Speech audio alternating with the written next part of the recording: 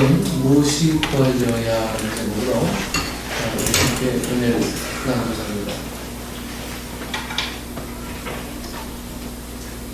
부활주의 오늘은 이 톨스토이의 부활이라는 소설을 통해서 우리 좀 부활의 의미를 좀 새겨보고자 합니다. 부활은 이 톨스토이가 그의 말년에 쓴 소설이죠. 이 톨스토이의 생애를 중심으로 보면 부활은 예수님을 만난 이후에 자신의 내면의 변화를 말하고 있다고 볼 수가 있어요. 이 부활 소설을 쓴 것은요, 분명히 뭔가 내면의 변화가 있어서 이 부활이라는 소설을 쓰게 되었다, 이렇게 추측합니다. 이 톨스토이는 부활이라는 소설을 통해서 19세기 제정 러시아 시대의 부정과 모순념을 아주 신랄하게 비판하게 됩니다. 이 소설의 내용은 이 자신의 잘못을 회개하고 인간성을 회복하는 한 청년의 모습을 그리고 있습니다. 이 주인공인 네흘류도프라고 하는 이 청년이죠. 이 청년이 그만 고모님의 집에 들렀다가 이 고모의 양녀이면서 하인인 카추샤라는 여인을 이 고모 집에서 이 네흘류도프는 만나게 됩니다. 이 네흘류도프는 워낙 강건했던 청년이라 그의 욕정을 이기지 못하고 그만 이 카추샤를 범하게 되죠.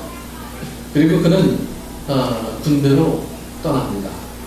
그렇게 많은 시간이 이제 흐르게 되고요. 군대에서 제대한 이 네흘류도프는 재산을 물려받아서 아주 굉장한 부자가 되어서 이 러시아의 공작의 어떤 자격에 오르게 됩니다. 그는 어느 날 법원으로부터 한 재판에 배심원으로 참석해달라는 요청을 받고 배심원으로 참석을 하게 됩니다. 이 재판의 피고인은 창녀인데 이 살인의 누명을 쓴 여인이었습니다. 그런데 이 재판이 진행되는 과정에서 이 네흘류도프는 피고인이 자신이 고모의 집에서 한순간의 욕정을 이기지 못하고 범한 카추샤라는 사실을 알게 됩니다. 자신이 배심원에 있는데 그 피고인이 카추샤예요. 이 네흘류도프는 카추샤가 자신의 아이를 갖게 되었고 고모의 집에서 쫓겨나서 그 이후부터 창녀촌을 돌면서 비참한 삶을 살다가 그만 살인의 누명을 쓰고 재판을 되었다는 사실을 이 네흘류도프는 알게 됩니다. 그 재판에 자기가 배심원으로 나가게 됐고요. 이 네흘류도프는 카추샤의 인생이 이렇게 비참하게 된 것은 자기 자신 때문이라는 아주 양심의 가책을 받게 됩니다. 그는 카추샤를 구명하기 위해서 자신이 갖고 있는 최선의 노력을 다하게 됩니다. 다행히 카추샤는 사형을 면하고 시베리아로 이제 유배를 떠나게 됩니다. 이 네흘류도프는 카추샤를 따라서 자신이 갖고 있는 것을 다 포기하고 시베리아로 카추샤가 있는 곳으로 떠나게 되죠. 이 카추샤가 그곳에서 카추샤를 아주 지극정성으로 돌보고 자신의 과거의 죄에 대해서 이 카추샤에게 용서를 구합니다. 내가 한순간의 실수로 당신이 이렇게 비참한 삶을 살게 된 것에 대해서 너무나 미안하고 내 죄를 회개한다. 용서를 이제 구합니다. 이 네흘류도프는 카추샤를 책임지기 위해서 이 카추샤에게 청혼을 하게 되죠. 그러나 카추샤는 이 시베리아의 수용소에서 만난 이 시몬손이라는 청년을 사랑하게 됩니다. 네. 카추샤는 이 네흘류도프에게 자신을 놔달라고 요청하죠. 당신이 나에게 한 짓을 용서하기 좀 힘들지만 나는 이미 사랑하는 사람이 있습니다. 시몬손이라는 한 사람을 정말 사랑합니다. 그만 나를 놔주세요. 이렇게 카추샤는 네흘류도프에게 요구합니다. 네흘류도프는 카추샤를 너무도 이 동정으로 시작하는 게 사랑이 되어서 그녀에게 청혼을 하게 되고 그녀를 책임지기 위해서 청혼했지만 그녀가 진정으로 사랑하는 이 시몬손과 결혼할 수 있도록 이 네흘류도프는 카추샤를 이제 돕게 됩니다. 그리고 자신의 남은 생애를 어려움을 겪고 있는 다른 사람을 위해서 살겠다고 다짐을 하게 되죠. 이 부활이라는 소설이 이 메릴루프와 카츄샤의 좀 비극적인 그런 사랑을 이야기하면서 오늘 우리에게는 정말 이 부활주의가 다시 한번 좀 새겨보아야 될 그러한 의미가 있는 소설이 아닌가 생각합니다. 부활이라는 소설은 한 욕망에 의해서 아주 처참하게 무너졌던 인간이 회개와 사랑을 통해서 인간성을 회복하는 과정을 그린 이 소설입니다. 오늘은 예수님께서 십자가의 죽임을 당하신 후에 하나님의 능력 안에서 부활하신 부활주일의 아침입니다. 이 부활주일 아침에 여러분 나에게서 부활되어야 할 것이 무엇인지를 우리 한번 깊이 묵상해 볼 수 있기를 좀 원합니다. 예수님의 부활이 정말 기쁘고 감사하고 예수님의 부활이 정말 놀라운 것은 사실입니다. 그래서 서양인들은 이 부활절을 해피 이스터 해서 서로서로 축하하면서 이 부활절 절기를 그렇게 보내게 됩니다. 그래서 학교에서는요 이 부활절 절기를 다 공휴일로 다 지정해요. 굿 프라이데이부터 전부 다 직장도 다 클로즈하고 다 쉬고 오늘도 다고요. 금요일부터 다 쉬어요. 주님이 부활하셨다라고 하는 것에 머물러 있으면 이 부활이 과연 나와 무언가 어떤 상관이 있는가 하는 것이죠. 주님이 부활하신 것과 나와의 관계가 또 내가 어떻게 해야 되는가라고 하는 이 질문이 우리에게 서 있지 않다면 이 부활주일은 여러분들에게 하나의 명절이고 기쁜 날에 불과하고 거기에 머물게 됩니다. 하지만 이 부활주일이 과연 내가 무엇을 해야 되는 날인가라고 하는 사실을 다시 한번 목적 의식을 뚜렷하게 하게 될 때 이 부활주일은 여러분들에게 진정한 부활주일이 될 줄 믿습니다. 중요한 것은 부활은 여러분 죽음이 전제되어야 돼요.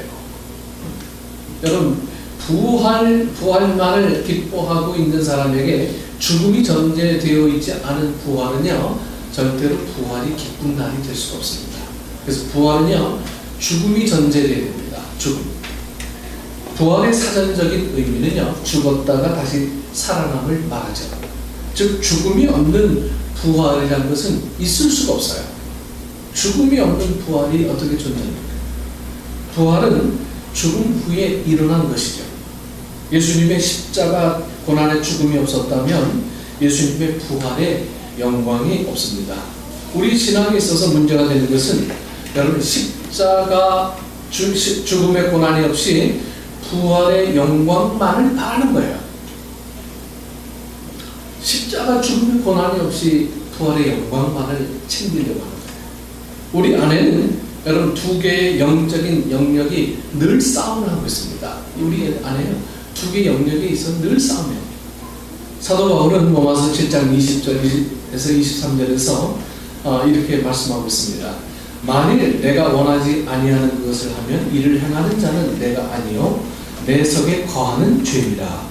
그러므로 내가 한 법을 깨달았노니 곧 선을 행하기 원하는 나에게 악이 함께 있는 것이로다. 내 속사람으로는 하나님의 법을 즐거워하되 내 지체 속에서 한 다른 법이 내 마음에 법과 싸워 내 지체 속에 있는 죄의 법으로 나를 사로잡는 것을 보는도다. 오호라 나는 권고한 사람이로다. 이 사망의 몸에서 누가 나를 건져내랴. 이렇게 이 사도 바울은 탄식합니다.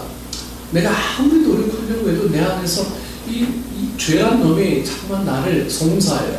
나를 자꾸만 막 찔러댑니다. 다른 사람 다 그렇게 사는데 그렇게 살아도 돼. 자꾸만 나를 괴롭혀요. 갈등하게 만들고 유혹하게 만들고 우리를 그렇게 만들어요. 사도 바울조차도 이런 고백을 합니다. 여러분 우리 안에 두 영적인 세력이 다툰다는 말이죠.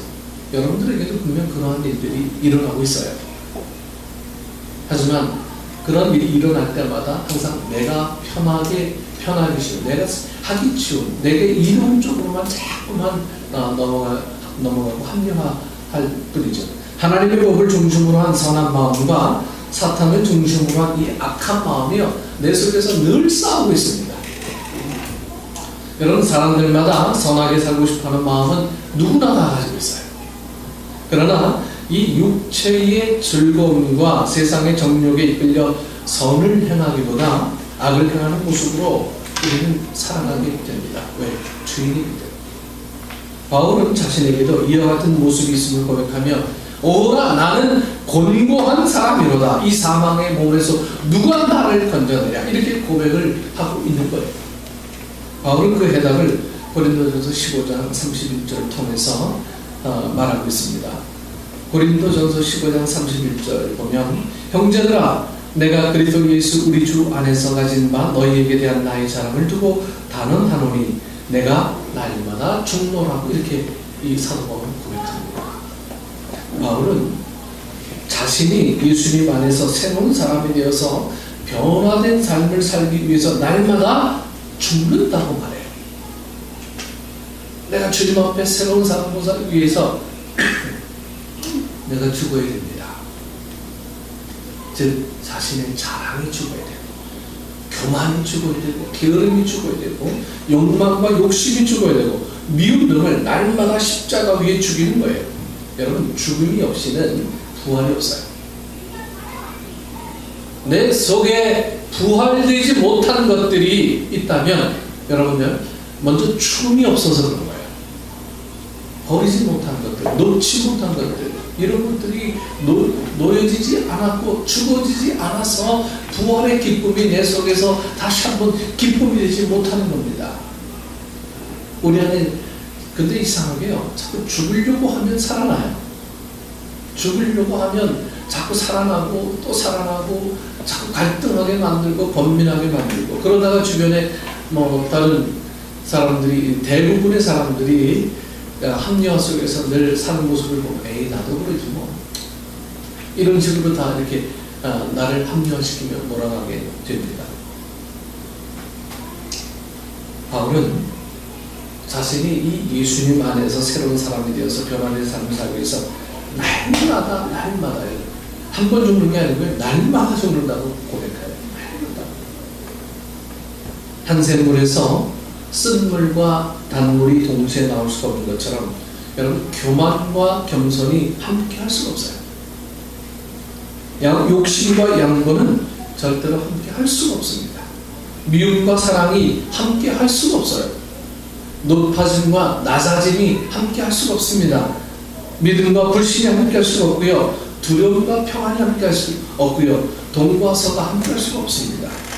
하나의 밀알이 썩어야 새 싹이 나고 열매를 맺는 것처럼 여러분 죽어야 살아납니다. 죽어요. 죽지 않으면 새로운 삶은 없습니다. 우리가 봄쯤에 전 중학교 다닐 때 보면 보리밭게 하러 가요. 이 보리 새싹을 막 밟으면요, 이 새싹이 꽉 눌려져서 더 강하게 자라난단 말이에요. 그래서 우리 그 학교에 중학교 다닐 때는 보리 밟으러 늘 이제 봄쯤 되면 늘 갔었어요. 이거 좀 왜 밟지? 이해를 못했지만 나중에 알고 보니까 밟아줘야 이게 강하게 자라나는 거예요. 죽지 않고. 여러분 이 희생이 당하지 않으면 열매도 없는 거예요. 우리가 섬기지 않으면 섬김 받을 수가 없듯이 늘 높은 자리에 앉기 위해서는요, 내가 낮은 자리에 서볼 수 있는 그런 마음 자세들이 우리에게 있어지게 될 때 바로 그것이 부활의 기쁨을 소유받는 사람들의 삶의 자세라는 거예요. 부활주일 아침에 우리 삶에서 무엇이 죽고 무엇이 부활되어야 하는지 여러분 점검하는 지혜가 있기를 소망합니다. 예수님을 만나서 놀랍게 변한 사람이 바로 이 사도 바울이죠. 여러분 사도 바울만큼 이렇게 어느 날 갑자기 막 변한 사람이 성경에 기록된 예가 별로 없어요.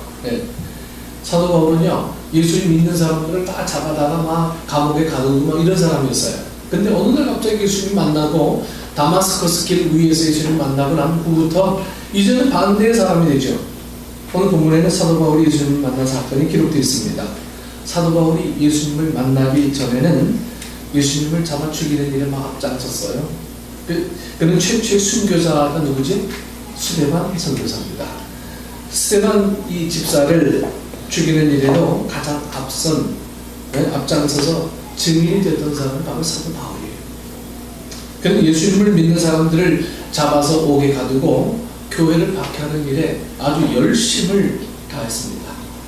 그는 그렇게 하는 것이 하나님을 사랑하는 일이라고 믿었어요. 예수님이 하나님의 이름을 망령되게 하는 악한 사탄의 세력이라고 생각한 거예요. 주이시였기 때문에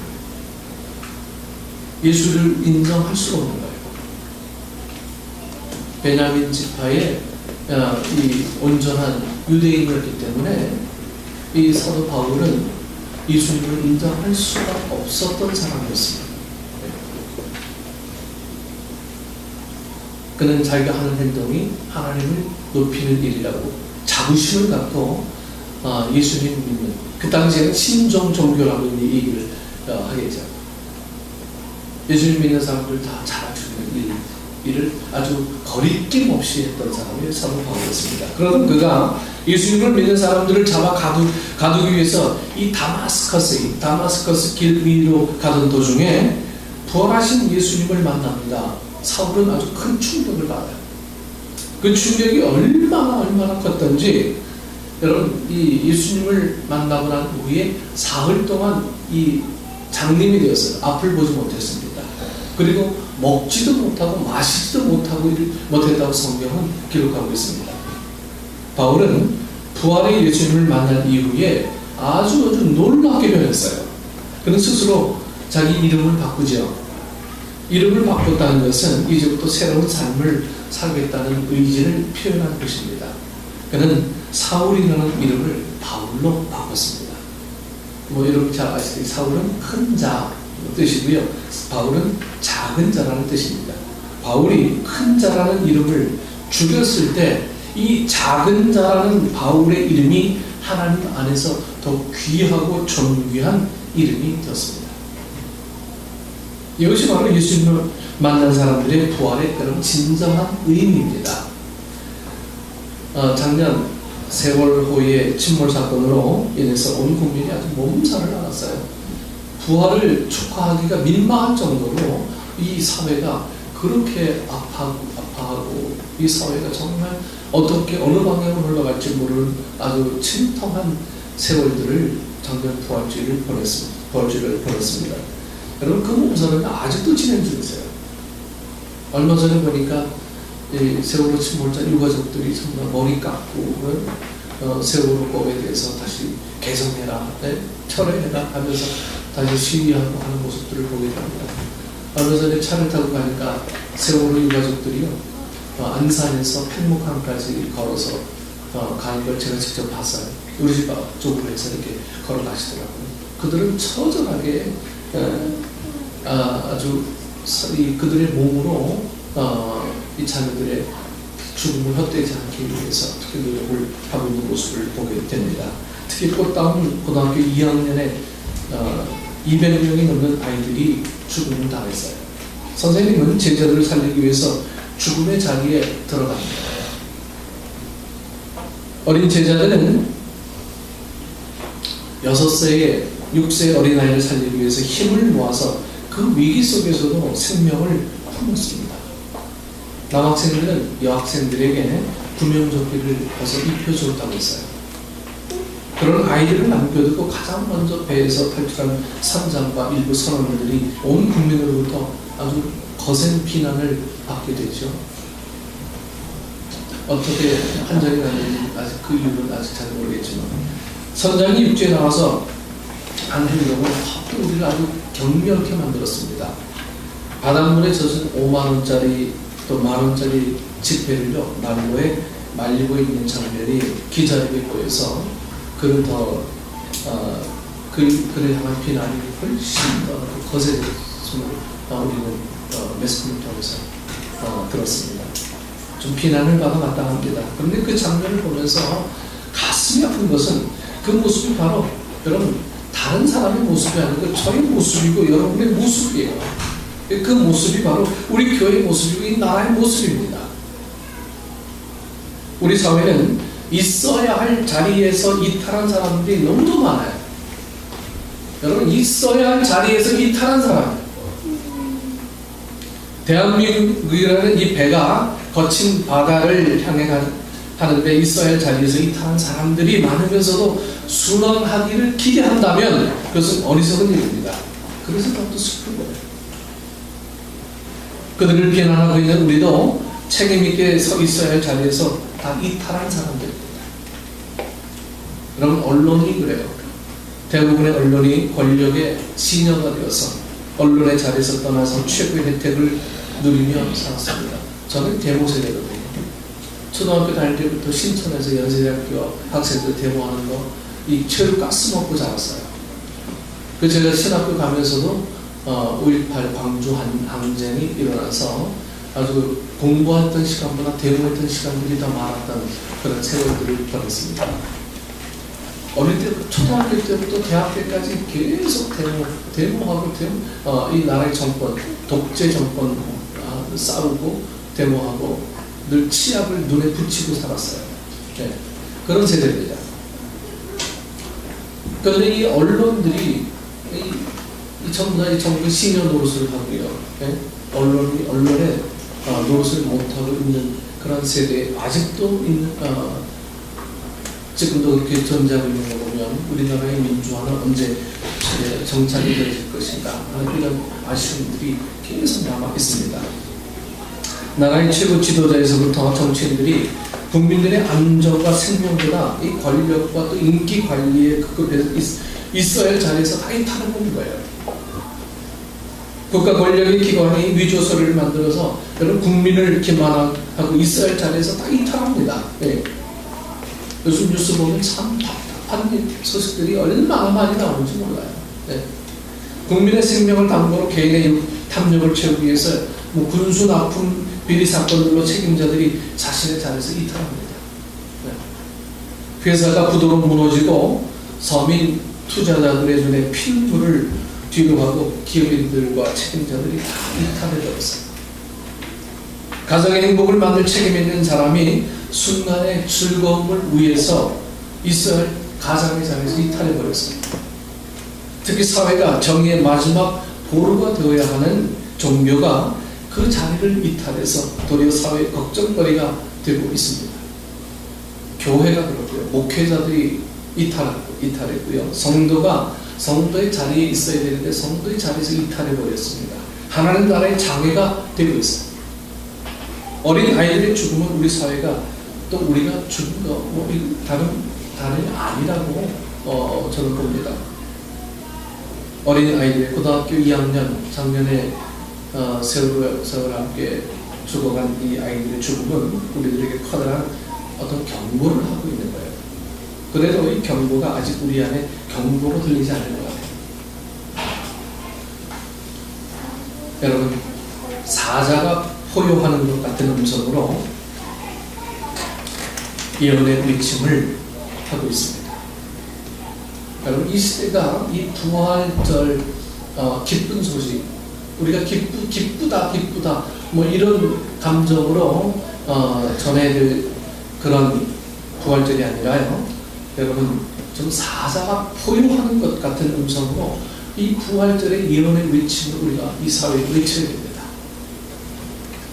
우리가 그렇게 하지 않으면 교회의 기능들은 마비가 되어버리고 교인들은 당연히 그냥 주일 예배 드리는 것으로 모든 신앙생활을 끝내려 하는 그런 타성이 우리에게 있을 때 우리에게는 정말 부활의 기쁨이 우리가 죽지 않고 부활의 기쁨만을 얻으려고 하는 그런 믿음이 우리에게 들어있다면 우리를 하나님 얼마나 기뻐하실까라고 하는 것들을 우리가 스스로 자문해 봐야 될 점입니다.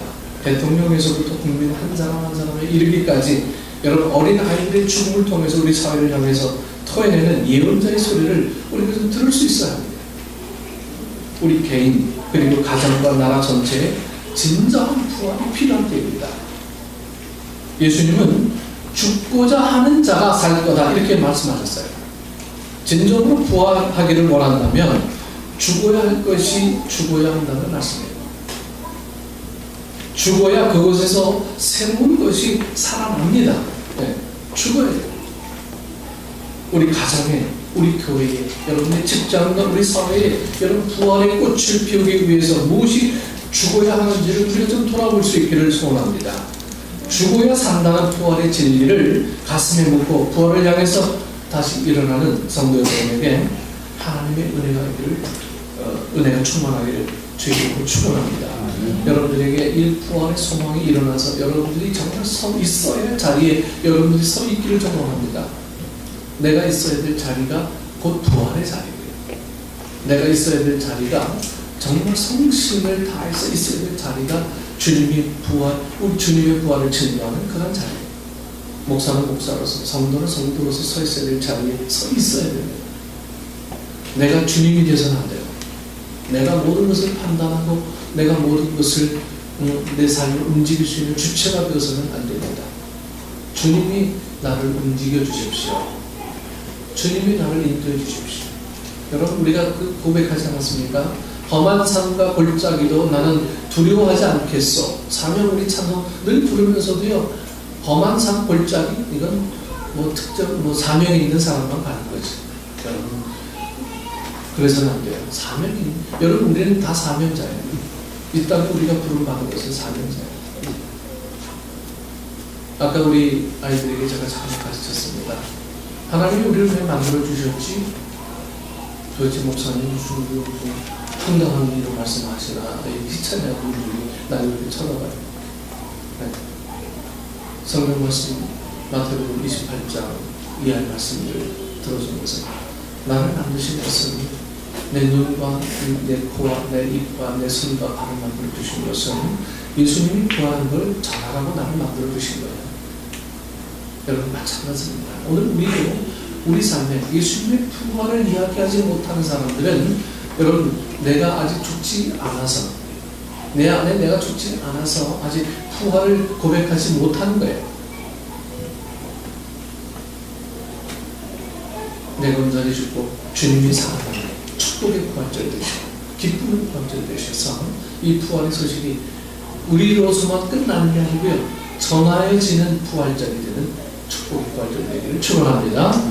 기도하겠습니다. 좋으신 아버지 하나님, 은혜를 감사합니다. 우리는 늘 은혜 받는 부활주일, 행복한 부활주일, 감사한 부활주일만을 보냈습니다. 그러나 올해는 전하는 부활절이 되게 하여 주옵소서. 전하지 않을 때 이 부활이 무슨 소용이 있겠습니까? 전하지 않을 때 우리의 사명이 그만 내 대에서 끝날 때 예수님도 아무리 시대를 허락하지 않는다고 누가 이해할 수 있겠습니까? 하나님, 전할 수 있는 저희들이 없었어. 전하여서 그들이 듣든지 아니 듣든지 전하는 일에 우리의 삶에 최선을 다해서 부활의 주님을 온전히 증거하고 부활의 소식이 그들에게도 온전하게 적용이 되어질 수 있도록 주님 인도하여 주옵소서. 부활의 첫 열매 되신 예수님의 이름으로 기도드리옵나이다. 아멘.